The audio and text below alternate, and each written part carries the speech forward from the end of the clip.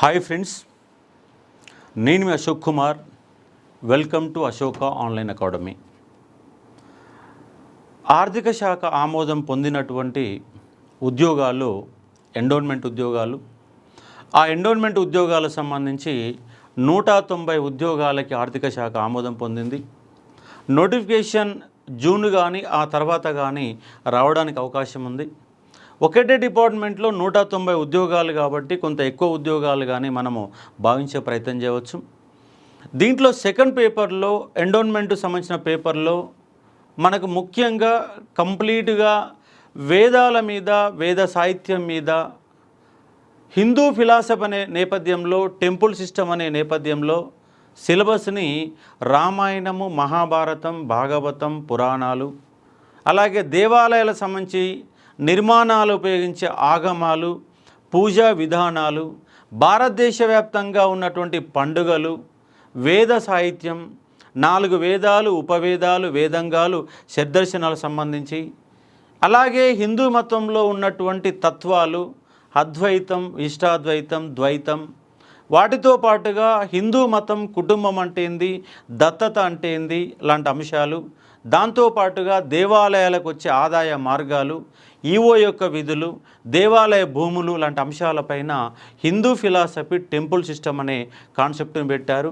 దాంట్లో ఒక కాన్సెప్ట్ చూద్దాం. ఆ కాన్సెప్ట్ ఏంటంటే వేద సాహిత్యంలో అథర్వణ వేదం. మొదటి 3 వేదాలను త్రైవిద్యగా పిలిచారు. 4వ వేదమైన అథర్వణ వేదాన్ని అసలు వేదంగానే గుర్తించలేదు. అందుకే దీన్ని అనార్య వేదంగా పిలిచారు, వైద్య వేదంగా పిలిచారు, మంత్రతంత్రాల వేదంగా పిలిచారు. దాని గురించి చూసే ముందు చిన్న అంశం ఏంటి సార్ అంటే అశోక ఆన్లైన్ అకాడమీ.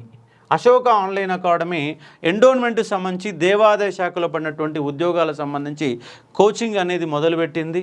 దానికి సంబంధించిన ఫీజ్ స్ట్రక్చర్ ఏంటి సార్ అంటే 5000లో paper 1 record videos, paper 2 live and recorded classes అందించడం జరుగుతుంది. 5000 ఫీజు ఉంది. అది కేవలం మనకు ఇంకొక 2 రోజులు మాత్రమే. యాక్చువల్లీ ఆఫర్ అయిపోయింది. మరొక 2 రోజులు మాత్రమే 2500తో మీకు ఇవ్వడం జరుగుతుంది. 50% ఆఫర్తో కేవలం 2500తో live classes, chapter wise exams, grand టెస్టులు, దానికి సంబంధించినటువంటి కంప్లీట్ ఆఫ్ సిలబస్ని ఇవ్వడం జరుగుతుంది. క్లాసెస్ స్టార్ట్ అయినాయి. దానికి సంబంధించి 4 ఫ్యాకల్టీల చేత మనం దీన్ని డీల్ చేస్తూ ఉన్నాం. దాంట్లో 50% ఆఫ్ సిలబస్ నేనే డీల్ చేస్తాను. ఎందుకంటే వేద సాహిత్యం కావచ్చు, హిందూ మతంలో తత్వాలైన అద్వైతము, ద్వైతం, ఇష్టాద్వైతం లాంటి అంశాలు, అలాగే హిందువుల పండుగలు, ఈవో విధులు, బాధ్యతలు లాంటి అంశాలు మొత్తంగా డీల్ చేస్తాను. అలాగే రామాయణము, మహాభారతం, భాగవతం, పురాణాలకు సంబంధించి హిందూ ఫిలాసఫీకి సంబంధించి చాలా ఇన్డెప్త్ ఆఫ్ అనాలసిస్తో అసోసియేట్ ప్రొఫెసర్గా పనిచేస్తున్నటువంటి కృష్ణా కౌండిన్య సారు మీకు క్లాసెస్ అందజేస్తారు. సార్ క్లాసెస్ రేపు స్టార్ట్ అయితే ఆల్రెడీ నా క్లాసెస్ స్టార్ట్ అయినాయి. దానితో పాటుగా శంకరెడ్డి సారు హిందూ మతం యొక్క విధానము, దాంతోపాటు దత్తత, హిందూ మతం యొక్క దత్తత స్వీకార పద్ధతులు, హిందూ మతం అంటే ఏంది, కుటుంబం అనే అంశాల గురించి శంకరెడ్డి సార్ చెప్తారు. అలాగే దేవాలయ భూములు, ఆర్ఓఆర్ చట్టం గురించి సుకేష్ సార్ చెప్తారు. దానితో పాటుగా దేవాలయ ఆగమాలు, దేవాలయం యొక్క నిర్మాణము, దేవాలయంలో పూజా విధానాలు, దాంట్లో పూజా విధానాలలో శైవిజంలో పూజా విధానాలు ఏంటి, వైష్ణవిజంలో పూజా విధాన ఆగమాల గురించి మరొక సీనియర్ లెక్చరర్, సీనియర్ ప్రొఫెసర్ని కూడా మనము కన్సల్ట్ కావడం జరిగింది. ఆ సార్ కనుక వస్తే ఆ దేవాలయ ఆగమాల గురించి కూడా మనము చెప్పించే ప్రయత్నం చేస్తాం. కాబట్టి నేను ఒక్కరినే చెప్పకుండా సబ్జెక్టుని ఎవరు డీల్ చేస్తారో వాళ్ళతోనే క్లాసెస్ చెప్పించడం జరుగుతుంది. చాలా ఇన్డెప్త్ అనాలిసిస్. మన ఇట్లా 4-5 ఫ్యాకల్టీలతో ఎక్కడ కూడా కోచింగ్ లేదు. కేవలం అశోక ఆన్లైన్ అకాడమీలోని చాలా ఇన్డెప్త్తోని 100 గంటలకు పైన class, live classes, record classes, second paper సంబంధించినటువంటి Hindu philosophy and temple system ఇస్తున్నాం. అలాగే ఫస్ట్ పేపర్లో రికార్డెడ్ వీడియోస్లో అప్డేటెడ్ వీడియోస్, జియోగ్రఫీ కానీ, ఎకానమీ కానీ, కరెంట్ అఫైర్స్ కానీ, ఎస్ఎన్టీ కానీ న్యూ అప్డేటెడ్ వీడియోస్, కొత్త వీడియోలతో మనకు క్లాస్ అందజేస్తున్నాం. దీని అవకాశాన్ని జస్ట్ 2500తో ఉపయోగించుకునే ప్రయత్నం చేయండి. ఇక అంశంలోకి వెళ్ళి ఒక ప్రయత్నం చేద్దాం. అథర్వణ వేదం, దీన్ని అనార్య వేదం అని పిలుస్తాము. మంత్రతంత్రాల గురించి ఈ వేదం చెప్తుంది. మనిషికి వచ్చే కీడులు, శత్రువుల నుంచి పొంచి ఉన్నటువంటి అంశాలని దూరం చేయడం కోసం మంత్రాలు, తంత్రాలు, భూత పేత పిశాచాల గురించి ఈ వేదంలో కంప్లీట్గా వర్ణించబడింది. అందుకే దీన్ని దయ్యాల వేదం అని కూడా కొంతమంది చరిత్రకారులు పిలిచిన అంశాన్ని అర్థం చేసుకునే ప్రయత్నం చేయవచ్చు. ఈ వేదంలో ఎన్ని శ్లోకాలు ఉన్నాయి అంటే 711 శ్లోకాలు ఉన్నాయి. మండలాల సంఖ్య ఎంత సార్ అంటే 20 మండలాలు ఉన్న అంశాన్ని అర్థం చేసుకోవచ్చు. మనిషికి వచ్చే వివిధ రకాల వ్యాధులేంది, కారణాలేంటి, వనమూలికల ద్వారా వైద్యాన్ని అందజేసేటటువంటి ఒక వేదం ఏంటి సార్ అంటే, ప్రాచీన వైద్య శాస్త్రానికి ఆధారభూతమైనటువంటి వేదం ఏంటి సార్ అంటే అథర్వణ వేదంగా మీరు భావించే ఒక ప్రయత్నం చేయవచ్చు. అథర్వణ వేదం వైద్యశాస్త్ర గ్రంథంగా పిలువబడింది. అన్ని వైద్యాలకి మూలమైనటువంటి వేదంగా పిలువబడింది. సామవేదం ఏ విధంగా అయితే సంగీతానికి మూలమో, వైద్యశాస్త్రానికి మూలమైనది, వనమూలికలు, వ్యాధుల గల కారణాలు, అన్ని అంశాల గురించి వివరిస్తుంది. దీంట్లో ఎన్నో అంశాలు, చాలా అంశాలు చర్చించింది. మిగతా వేదాలకి ఈ వేదాలకు చాలా డిఫరెన్స్ ఉంటుంది.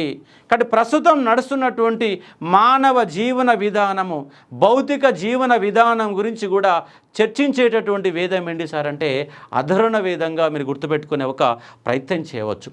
మనకు 10వ మండలంలో, ఋగ్వేదంలోని 10వ మండలంలో పురుష సూక్తంలో, 10వ మండలంలో పురుష సూక్తంలో చాతుర్వర్ణ వ్యవస్థ గురించి పేర్కొనబడింది. అంటే మొట్టమొదటిసారిగా దాంట్లో శూద్ర అనే పదం వాడబడింది. చాతుర్వర్ణ వ్యవస్థ గురించి పేర్కొనబడింది. మరి అయితే అథర్వణ వేదంలో ఏమున్నది సార్ అంటే గోత్రం అనే పదం చెప్పబడుతుంది. అంటే ప్రతి కులానికి ఒక గోత్రం ఉంటుంది. కాబట్టి కులం అనే ప్రస్తావన ఇండైరెక్ట్గా చేయబడినట్టుగా వేదం ఏంటి సార్ అంటే అథర్వణ వేదము. గోత్ర పద్ధతి అంటే మనం ఎక్కడికన్నా టెంపుల్ పోగానే అక్కడ టెంపుల్లో ఉన్నటువంటి బ్రాహ్మణుడు ఏమంటాడు సార్ అంటే మీ గోత్రం ఏంటి అంటారు. మా గోత్రం కౌండిన్య గోత్రం. అంటే మనం గోత్రనామం చెప్పి పేర్లు చెప్తే మన పేరు మీద పూజ చేస్తాడు బ్రాహ్మణుడు. అట్లా గోత్ర పద్ధతి మొట్టమొదటిసారిగా ఏ వేదంలో చెప్పబడింది సార్ అంటే మనకు అథర్వణ వేదంలో చెప్పిన అంశాన్ని అర్థం చేసుకునే ఒక ప్రయత్నం చేయవచ్చు. కష్టాలు వచ్చినప్పుడు, కీడులు వచ్చినప్పుడు, శత్రువుల నుండి రక్షణ పొందేందుకు ఉపయోగించే తంత్రాల గురించి ఈ వేదంలో ఉన్నాయి. అందుకే మంత్రతంత్రాలు దీంట్లో ఉన్నాయి కాబట్టే దీన్ని ఒక అనార్య వేదంగా పిలువబడింది. ఆర్యుల వేదం కాకుండా అనార్య వేదంగా పిలువబడిన అంశంగా అర్థం చేసుకోవచ్చు. దీంట్లో వ్యవసాయ కార్యక్రమాల గురించి ఉన్నది. దీంట్లో నీటిపారుదల వ్యవస్థ గురించి పేర్కొనబడింది. యుద్ధం గురించి పేర్కొనబడింది. యుద్ధం అనేది వ్యక్తుల యొక్క మస్తిష్కంలో తయారు చేయబడుతుంది అంటున్నది. యుద్ధం అనేది వ్యక్తుల యొక్క మస్తిష్కంలో తయారు చేయబడుతుందని స్పష్టంగా చెప్పబడింది అథర్వణ వేదంలో. మరి యుద్ధం జరిగేటప్పుడు విషపు బాణాలు ఎలా ఉపయోగించాలా, విషపు వలలు ఏ విధంగా ఉపయోగించాలా, యుద్ధం జరిగేటప్పుడు క్రిమికీటకాలను వదిలిపెట్టి శత్రువులను నాశనం చేసే అంశాల గురించి కూడా దీంట్లో పేర్కొనబడిన అంశాన్ని అర్థం చేసుకోవచ్చు. మొన్న ఒక 2 days బ్యాక్ ఒక సినిమా చూశాను. ఆ సినిమాలో ఏముంటుందంటే అడవి ఉంటుంది. అడవిని గిరిపుత్రులు అనే వాళ్ళు కాపాడుకుంటారు. కానీ గిరిపుత్రులని కూడా కాదని అడవిలో చెట్లు కొట్టుకోవడం, వనమూలికలు కొట్టుకోవడం, అడవిని మొత్తం కూడా సర్వనాశనం చేసే ప్రయత్నం చేస్తే చివరికి అడవి బిడ్డలే చదువుకొని ఫారెస్ట్ బీట్ ఆఫీసర్గా జాయిన్ అయ్యి అడవిలో జరుగుతున్నటువంటి ఈ యొక్క దోపిడిని నివారించడం కోసం అక్కడ వెరైటీ క్రిమికీటకాల ద్వారా వ్యక్తులను చంపే కార్యక్రమం అనేది జరుగుతుంది. సేమ్ అట్లాగే అథర్వణ వేదంలో ఇక్కడ క్రిమికీటకాలను కూడా ఉపయోగించి యుద్ధంలో ఓడించే ఒక ప్రయత్నం చేయడం అంశాల గురించి కూడా దీంట్లో ఉన్నది. ఎన్నో అంశాలు. అందుకే అథర్వణ వేదాన్ని ఒక గుప్త నిధుల మాదిరిగా గుప్త విజ్ఞానాన్ని అందజేసే ఒక వేదం ఏంటి సార్ అంటే అథర్వణ వేదము. ఎన్నో అంశాల గురించి, అంటే అన్ని వేదాల కంటే కూడా ఎక్కువ అంశాలని, ఆది భౌతిక సిద్ధాంతాల గురించి వివరిస్తున్న వేదం ఏంటి సార్ అంటే అథర్వణ వేదంగా మీరు అర్థం చేసుకునే ఒక ప్రయత్నం చేయవచ్చు. గోత్ర సాంప్రదాయం ఉంది, వ్యవసాయ కార్యకలాపాల గురించి ఉంది, నీటిపారుదల గురించి ఉంది. అలాగే సభా సమితి ప్రజాపతికి ఉన్నటువంటి కౌల పిల్లల మాదిరిగా చెప్పాడు. ఇవాళ లోక్సభ, రాజ్యసభ ఏ విధంగా అవుతుందో, ఒక పార్లమెంటరీ సిస్టమ్ అయితే ఏది ఉందో, అలాగే అథర్వణ వేదంలో సభా సమితిల యొక్క ప్రస్తావన చేయబడింది. అదే మనకు ఋగ్వేద కాలంలో సభా సమితి, గణ విధాత, సభ, సమితి, గణ, విధాత 4 సభల యొక్క ప్రస్తావన ఉంటే ఇక్కడ మనకు మలివేద కాలం వచ్చేసరికి గణ, విధాత అనే 2 సభలు మాయమైపోయి కేవలం సభా, సమితి మాత్రమే మిగిలిన అంశాలు అర్థం చేసుకోవచ్చు. సభ అనేది ఒక పెద్దల సభ, సమితి అనే ఎన్నికైన ఒక ప్రతినిధుల ద్వారా, అంటే రాజును ఎన్నుకునేటటువంటి అంశం ఏంటి సార్ అంటే సమితిలో ఉంటుంది. ఏ విధంగా అయితే వాళ్ళ భారతదేశం యొక్క ప్రధానమంత్రిని లోక్సభలో ఎంపీలైతే ఏ విధంగా ఎంపీల చేత ఎన్నికైన ప్రధానమంత్రి అయితే ఎట్లుంటాడో సమితిలో కూడా సభ్యుల చేత ఎన్నికైనటువంటి రాజు అనే ఆ అంశం గురించి సమితిలో పేర్కొన్నారు. ఆ సభా సమితి యొక్క ప్రస్తావన ఎక్కడ ఉన్నది సార్ అంటే మనకు అధర్వణ వేదంలో ఉన్న అంశాన్ని అర్థం చేసుకోవచ్చు. కానీ యుద్ధం అనే వ్యక్తుల ఆలోచనలో మొదలవుతుంది. యుద్ధ విద్యల గురించి దీంట్లో పేర్కొన్నారు. బాణాలకు విషం పోయడం, శత్రు సైనికులకు రోగపీడితులను చేసే క్రిమికీటకాలు, విషపూరిత వలలు తయారు చేయడం, మొత్తంగా ఉన్న అంశాలని అర్థం చేసుకోవచ్చు. దాంతోపాటు సభా సమితితో పాటు రాజు యొక్క కర్తవ్యాలు ఏంటి, రాజు యొక్క రాజనీతి ఏంటి, రాజు కర్తవ్యాలేంటి, పరిపాలన విధానాలేంటి, సామాజిక సూత్రాలు ఏంటి, ఇలాంటి అంశాలు మొత్తం కూడా వివరించారు. అలాగే రోగాలకు ఏ రోగం వస్తే ఏ వైద్యం చేయాలా, ఆ రోగానికి కావాల్సిన వనమూలికలు ఏంటి అన్న అంశాలపైన ఒక వైద్యశాస్త్రంగా, ఒక ప్రాచీన వైద్యశాస్త్రంగా చెప్పబడినటువంటి వేదం ఏంటి సార్ అంటే అధర్వణ వేదంగా అర్థం చేసుకునే ఒక ప్రయత్నం చేయవచ్చు. అలాగే మరికొన్ని అంశాలు కనుక మనం చూసే ప్రయత్నం చేస్తే ఇంద్రజాలం, నరకం, పరీక్షిత్తు రాజు ఎవరు సార్ అంటే మనకు అర్జునుడి యొక్క కుమారుడే పరీక్షిత్తు రాజు. ధర్మరాజు తర్వాత ఆ ప్రాంతాన్ని పరిపాలించిన రాజు ఎవరంటే పరీక్షిత్తు రాజు. పరీక్షిత్తు యొక్క రాజు యొక్క ప్రస్తావన మనకు సౌప్తిక పర్వంలో ఆయన యొక్క జననం గురించి వివరాలు మనకు పరీక్షిత్తు రాజు యొక్క సౌప్తిక పర్వంలో వివరాలు అంశాన్ని అర్థం చేసుకునే ప్రయత్నం చేయవచ్చు. గుప్త విజ్ఞానం గురించి వేదం దయ్యాల వేదంగా చెప్పబడింది. ఎందుకు దయ్యాల వేదం అంటున్నాం సార్ అంటే భూత, పేత, పిశాచాల దానితో పాటు మంత్రాలు, తంత్రాల గురించి పేర్కొనబడింది. కాబట్టి ఈ మంత్రాలు, తంత్రాలు అనే కాన్సెప్ట్ ఎక్కడొస్తుంది సార్ అంటే దయ్యాల నివారణ కోసం మనం ఉపయోగిస్తాం. కాబట్టి దయ్యాల వేదంగా చెప్పడానికి వేదం ఏంటి సార్ అంటే అధర్వణ వేదంగా గుర్తుపెట్టుకునే ప్రయత్నం చేయాలా. దీనికి ఉన్నటువంటి ఉపవేదం ఏంటి సార్ అంటే శిల్పవేదము. దీనికి అనుబంధంగా ఉన్నటువంటి ఉపవేదం ఏంటి సార్ అంటే శిల్పవేదంగా అర్థం చేసుకోవచ్చు. తాత్విక చింతన ఉన్నది, సృష్టి రహస్యాలు ఉన్నాయి, బ్రహ్మ జ్ఞానం ఉన్నది, ఆధ్యాత్మిక విషయాలు ఉన్నాయి. ఇవన్నీ కూడా ఉన్న అంశాలు అర్థం చేసుకోవచ్చు. అధర్వణ ఋషి పేరు మీద దీనికి అధర్వణ వేదంగా పిలిచారు. అధర్వణ ఋషి పేరు మీద అధర్వణ వేదంగా పిలిచారు. అధర్వణ వేదాన్ని దాశరథి రంగాచార్యులు అధర్వణ వేదాన్ని తెలుగులోకి అనువదించిన అంశాన్ని గుర్తుపెట్టుకోవాలా. ఇది లాస్ట్ టైం వచ్చినట్టు ప్రీవియస్ బిట్టుగా మనకి ఏపీలో నిర్వహించినట్టు ఎండోన్మెంట్ పేపర్లో మనకు ఈ క్వశ్చన్ వచ్చారు. క్వశ్చన్ ఏంటి సార్ అంటే అధర్వణ వేదాన్ని తెలుగులోకి అనువదించింది ఎవరు సార్ అంటే దాశరథి రంగాచార్య. శ్రీమదాంధ్ర వచన అధర్వణ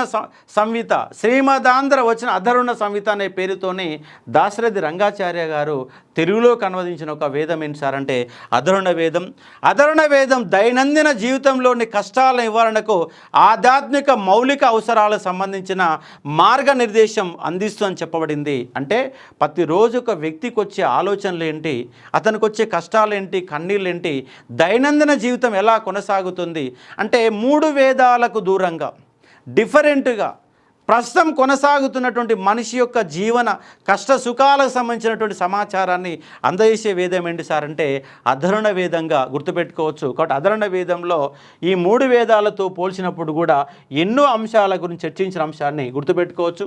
దీన్ని 2 రకాలుగా పిలుస్తూ ఉన్నారు. దీన్ని 2 రకాల ఋషులు అనేవాళ్ళు రచించారు. అధర్వణులు, అంగిరీసులు అనేవాళ్ళు ఇద్దరు కలిసి ఋషులు రచించారు. కాబట్టి అధర్వాంగరీస అనే వేదంగా పిలువబడింది ఏంటి సార్ అంటే అధర్వణ వేదంగా అర్థం చేసుకోవచ్చు. ఈ వేదం శౌనక మహర్షికి ఆపాదించబడింది.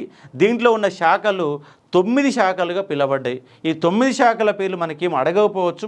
ఎందుకంటే మనకు కేవలం ఈ యొక్క హిందూ ఫిలాసఫీ అనేది 150 మార్కుల పేపరు ఉండబోతుంది. కాబట్టి రామాయణం కానీ మహాభారతం కానీ, రామాయణంలో ఉన్న 7 ఖండాలు, మహాభారతంలో ఉన్న 18 పర్వాలు, భాగవతంలో ఉన్నటువంటి 12